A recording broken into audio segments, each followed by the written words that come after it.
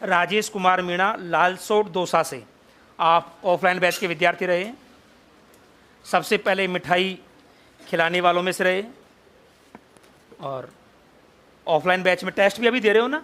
आज भी दिया है। आज भी दिया है। कितने नंबर आए? आरपीएससी को भेजूंगा मैं, कम आए हो तो। अगर भाई अभी ये योग्य नहीं रहा, इसका सिलेक्शन वापस ले लो। तो नाश्ता खाने चलेगा बीच में। बहुत बहुत बधाई हो आपको, बहुत बहुत शुभकामनाएं, और बहुत बहुत बधाई हो। अपना परिचय देते हुए अनुभव कथन करें संक्षेप में।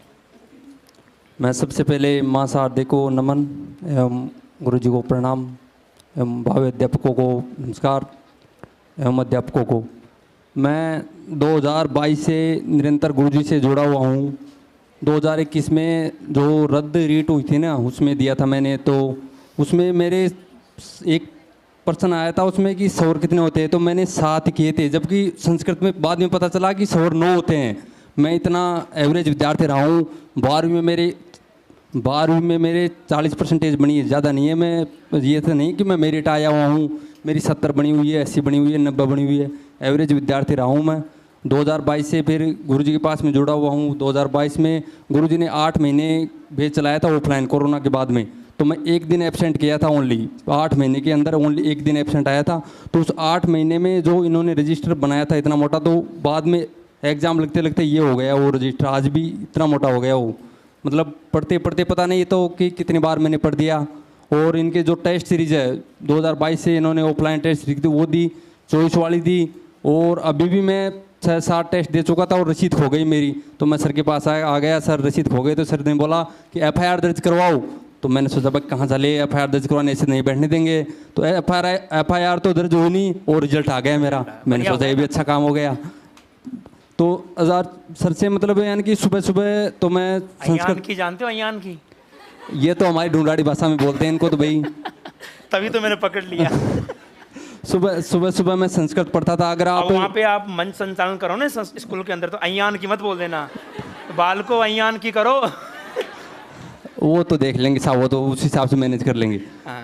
मैं सुबह तो यानी कि व्याकरण और साहित्य पढ़ता था। व्याकरण तो मतलब यानी कि आप एक बार सूत्र पढ़ लोगे तो आपको याद हो जाएगी। आपको सबसे ज़्यादा समस्या आएगी साहित्य में, ये कन्फर्म है।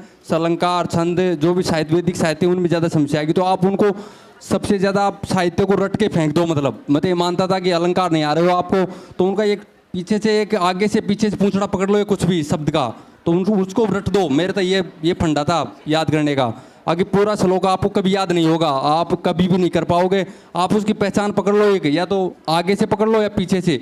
अगर एग्जाम में आए तो तुरंत कर दो भाई इसमें ये अलंकार है। मैंने अलंकार ऐसे याद किए हैं, मैं छंद भी ऐसे याद किए, अलंकार भी ऐसे याद किए, पूरी वैदिक साहित्य ऐसे याद किए मैंने। इसी तरीके से मैं पढ़ा हूँ। और बाकी जीके का रहा, जीके का मैंने ऑनलाइन ऑफलाइन कहीं पे नहीं पढ़ा। आपने कहीं कोचिंगें बताई है, कोई कौन सी, मैंने कोई कोचिंग नहीं की। मैं ओनली सेल्फ स्टडी की है। मैंने जो दिंदवाल पब्लिकेशन बुक है वो पढ़ता था, और साइकोलॉजी के लिए धीर सिंह सर को आप जानते होंगे। और करंट के लिए विशेष बता दूं आपको, पर डे नानक कला से वो आता है पर डे ऑनलाइन सुबह। तो आप एक पर डे मतलब आप 7 दिन में ले लो, वो 7 दिन की 7 दिन भी लेता है, 7 दिन लेते हैं, और पर डे भी लेते हैं। तो आप 7 दिन की 7 दिन ले लो, तो उसमें करंट अच्छी हो जाएगी आपकी। मैं जो मेरा अनुभव है व्यक्तिगत तो वो बता रहा हूँ। आप बाकी कैसे भी मानो कैसे भी नहीं मानो वो आपकी बात है। और जैसे कई और संस्थान पढ़ने वाले 1-2 लड़के थे, उन्होंने मेरे को बोला था कि यार गुरुजी तो बहुत ऐंठ के बोलते हैं, आप कैसे मैनेज करते हो ऑफलाइन में। तो मैंने कहा था कि जिसने अगर साफल्यम को मैनेज कर लिया है उसने पूरी ज़िंदगी को मैनेज कर लिया है। तो हमने साफल्यम को मैनेज किया है, हमने हमारी आज ज़िंदगी को मैनेज किया है। तो उसके लिए मैं सर को बहुत बहुत धन्यवाद दूंगा। बहुत बहुत आभार साहब आपका। बहुत बहुत शुभकामनाएं, और आगे निरंतर ऐसे ही प्रगति करते रहो। बहुत बहुत शुभकामनाएं। हाँ, कैमरे में आ रही है, घबराओ मत, आप इधर से रहे हो। बहुत बहुत शुभकामनाएं। यूट्यूब पर वीडियो रहेगा, उसमें से आप स्क्रीनशॉट लेना।